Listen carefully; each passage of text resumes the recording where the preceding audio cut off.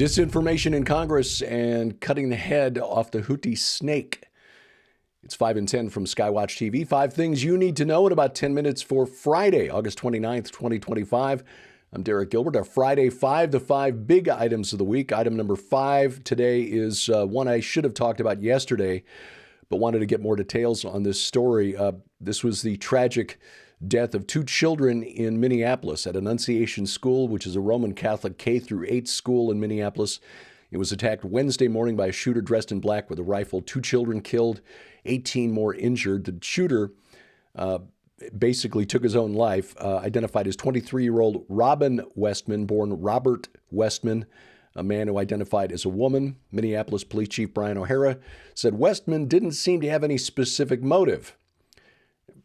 That's actually not quite true, as people online went through his social media accounts before they were scrubbed from the web and found that it's pretty clear Westman hated Christians, Jews, Donald Trump, was not happy about the fact he'd been talked into identifying as a transgender woman. There were other things as well. Liberal politicians, commentators wasted no time condemning thoughts and prayers, saying that this is absolutely useless, waste of time. The kids were in the church, in the parish, praying when the shooter opened fire. This isn't quite the burn that liberal commentators seem to think it is. In fact, Minneapolis Mayor Jacob Frey, California Governor Gavin Newsom, both making that comment. How can prayers help when the kids were actually praying? Well, if we live for this life only, as Paul wrote, then we of all men are most miserable, or most to be pitied, that is. But there is a greater reality at work here, and we pray that those young children are now home with the Lord. But this is the cognitive dissonance here, or the lack thereof. You know, as I've said many times, being a liberal means you never have to deal with cognitive dissonance. Perhaps Mayor Frey, Governor Newsom, MSNBC's Jen Psaki, maybe it's your angry rhetoric about people of faith, Christians, Jews, Muslims, Hindu, people who actually believe that prayer works, might inspire disturbed people like Robin Westman to commit acts of violence against people of faith. Anyway, liberals also reacted as expected when Health and Human Services Secretary Robert F. Kennedy Jr. suggested we investigate the link between antidepressants and violence. No idea whether Westman was on antidepressants, SSRIs, or anything like that, but Kennedy's suggestion is long overdue. Liberals claim he's demonizing mental health treatment. Mental health here would seem to be an issue in Westman's case particularly. I think it's worth asking if somebody is so delusional that they are confused about what gender they are, basic biology, are they stable enough to own a gun legally? Anyway, the shooting comes just a day after another suspect opened fire near another local Catholic school, Cristo Rey High School, using a semi-automatic rifle. One person killed, 6 people injured in that case, and the shooter got away. Item number 4 today, Israel. Thousands of protesters, we told you earlier this week, on the streets of Israel Tuesday morning, blocking highways, demonstrating outside the homes of ministers, demanding a deal to release the hostages in Gaza. And now, as I said, this is more about the political situation in Israel than it is, frankly, about the hostages. I mean, the families of those whose loved ones have not yet been returned from Gaza, their situation is horrible. I cannot even imagine what it would be like. But frankly, Hamas will not let those hostages go because they're the only leverage Hamas has at this point. And those who are funding these protests are aware of this. They just see this as a great opportunity to try to get Netanyahu out of power. There are literally those in Israel, inside Israel's deep state, where the elite, the political elites in Israel, are basically socialist. And Netanyahu is not one of them. They think of Netanyahu the way our deep state here in the U.S. thinks of Donald Trump. He is an outsider. He was educated in the United States. He's not part of the club. He doesn't know the secret handshake. And these protests are really aimed at him more than they are aimed at getting the hostages home. Meanwhile, Arab news sources report that Houthi Prime Minister Ahmed al-Rahawi was killed in an Israeli airstrike, and some of his companions reportedly killed as well.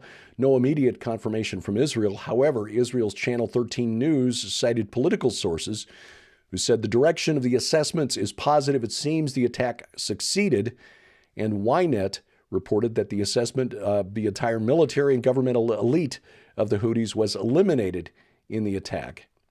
So this is the find out part, apparently, that the Houthis, of their continued attacks, missile attacks against Israel. Item number 3 this week, Türkiye, the Turkish foreign minister, Monday, as we told you earlier this week, urging Islamic nations to work towards suspending Israel from participating in UN General Assembly meetings and activities. On Thursday, they took it a step further, where the foreign minister announced that Türkiye is severing all economic and diplomatic ties with Israel and closing its airspace to all flights from Israel. Keep your eyes on Türkiye. That is the location of the mountain that in the Bible is rendered as the sides of the north, the heights of the north, the uttermost north. In Hebrew, that phrase, Yarkate Tzefon, is where the palace of Baal was supposed to be located. That's where they believed it to be in the ancient world. Today, it's called Jebel al-Aqra. It's also, by the way, where Gog of Magog rallies his forces to come against Israel. So, again, we see things like this. Just keep your eyes on the Turks. Item number 2 today, de minimis. It's a Latin phrase that means too small to matter. Well, that de minimis exemption for small parcels coming from China ends today. Why is this important? Because it ends an era in which China floods the United States with cheap junk. Think $10 Bluetooth earbuds or whatever. And according to many inside the White House, also helped China flood the United States with the chemical precursors for fentanyl, and perhaps even fentanyl itself, parcels that just don't get checked because there's so many coming in, they cannot be checked. The fentanyl deaths in the United States, this is really a reversal of the opium wars of the 19th century, where opium flooded into China and really crippled the nation as people got hooked on opium. It's now coming home to roost in the form of fentanyl here in the United States. Anyway, the de minimis exemption was intended to exempt packages with a value of less than $800. And so the number of, without paying any duties, any tariffs. This was intended to allow, say, family members like grandma in China to send, $80 worth of gifts to a family member here in the United States. Instead, it's been exploited by e-commerce giants like Temu and Shein to send cheap stuff into the United States without paying duties. Well, that ends as of today. The effect in the United States has been to really kneecap small businesses, undercutting small businesses here in the United States that just can't compete with the prices. Since 2015, the number of packages entering the U.S. under this exemption has risen from 134 million packages per year to 1.36 billion packages last year. It's multiplied by a factor of 10 over 10 years. This 10-year tsunami of small packages, again, didn't just undercut small U.S. businesses. It has also opened the door to the flood of illegal drugs and fentanyl. Impact as of today, millions of low-value packages will lose their duty-free status and be subject to either standard tariff rates or temporarily a flat fee of between $80 to $200 per item for the next 6 months. So the cheap stuff from Temu, gone, but that is really a good thing for American businesses. Coming up, disinformation in Congress, and we'll tell you how you can turn back time so that you too can see the Remnant Rising Conference for yourself in the comfort of your own home and save $10 doing it. That's ahead on 5 and 10.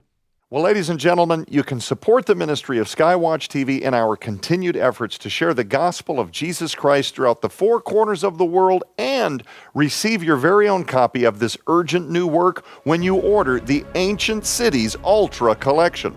Not only does this incredible opportunity include Micah Van Huss's new book, Ancient Cities and the Gods Who Built Them, but it also includes 2 in-depth companion DVDs on ancient civilizations. First, Ancient Cities and the Gods Who Built Them, Atlantis and Eridu on DVD.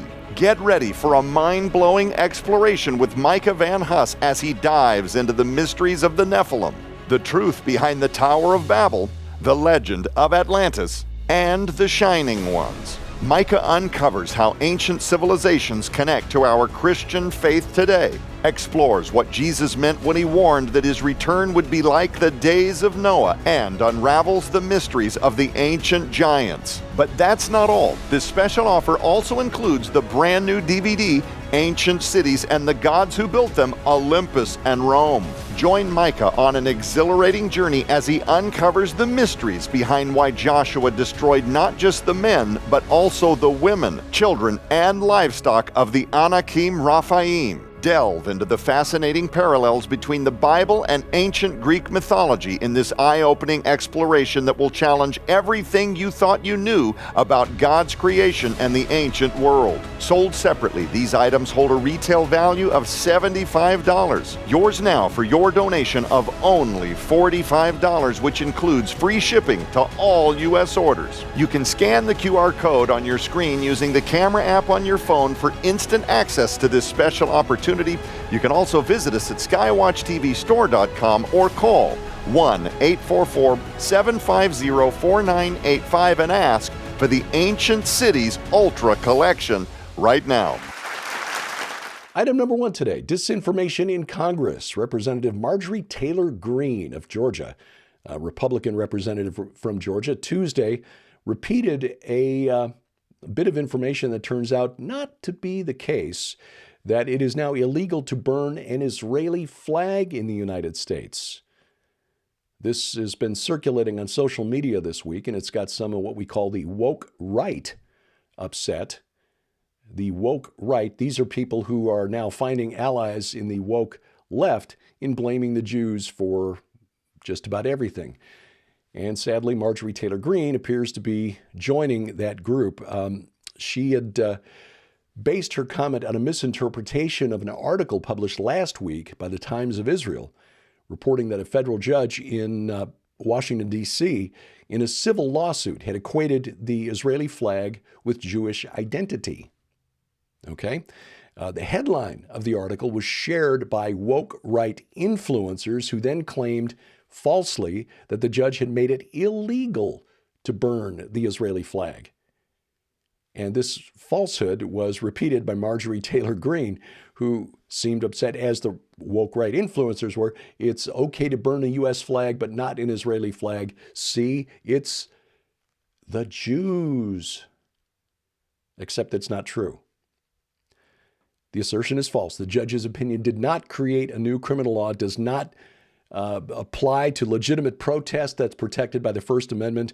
The judge's statement in the article, in fact, made no mention of burning Israeli flags at all. All of this was made up and then shared around and then brought into Congress by Representative Taylor Greene. Please, ma'am, do your homework, please. This week on Skywatch TV, we're talking with Micah Van Huss about his fascinating book, Ancient Cities and the Gods Who Built Them. I mean, this is right in our wheelhouse. Don't miss the program. You've fascinating stuff. You can catch it right now at skywatchtv.com. Our video content always there. You can also watch it on your schedule by adding the Skywatch TV channel to your set-top box or smart TV, whether it's Roku, Fire TV, Apple TV, Google TV, Android TV. Just go to their app store, find the Skywatch TV channel, install it, and then whenever you have time, watch the main program, watch the Donna Howell Show, watch these daily 5 and 10 updates whenever you click the remote. We're on the internet as well, youtube.com/@Skywatch Television. If you would, please subscribe, share, click the bell for notifications, hit the like button, rumble.com/Skywatch TV, or download our free mobile app to your smartphone or tablet. and that will bring all of our content right to your device, whether it's iOS, Android, or Amazon Kindle Fire.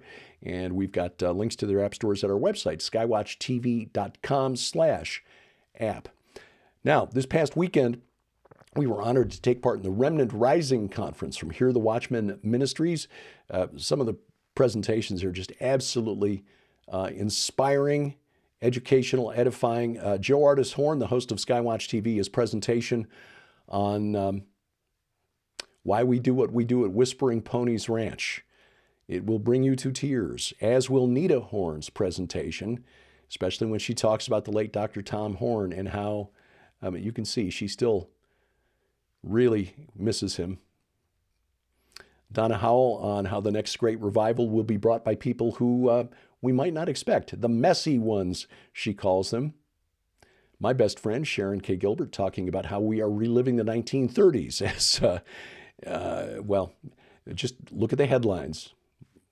Much more. Mondo de la Vega of the Jim Bakker Show, he can flat preach. And you can get access to all of those presentations for forever, basically. You will get permanent access to them, no time limit, and save $10 when you use the promo code OASIS at hearthewatchmen.com. Sign up at hearthewatchmen.com and use promo code OASIS to save $10 off the registration. Coming up in October, Sharon and I return to the Holy Land, and we've got quite a tour planned. We've got the itinerary now, and we're very excited about this. We will go from north to south, seeing archaeological sites, and we'll also visit some of the sites attacked on October 7th of 2023. Still a few seats left on the bus. If you've got time, you've got your passport, and you'd like to join us, you can find out more and reserve your seat at gilberthouse.org/travel. That's gilberthouse.org/travel. 5 in 10 is online at YouTube at 5 in 10. If you would, please subscribe, share, click the bell for notifications, hit the like button, leave your comments below, and on X at 5_in_10. And thank you for watching as we keep watch. Have a blessed weekend. I'm Derek Gilbert. Oh, by the way, Monday, Labor Day, we'll be back Tuesday. So until then, I'm Derek Gilbert, and this is 5 in 10 from Skywatch TV.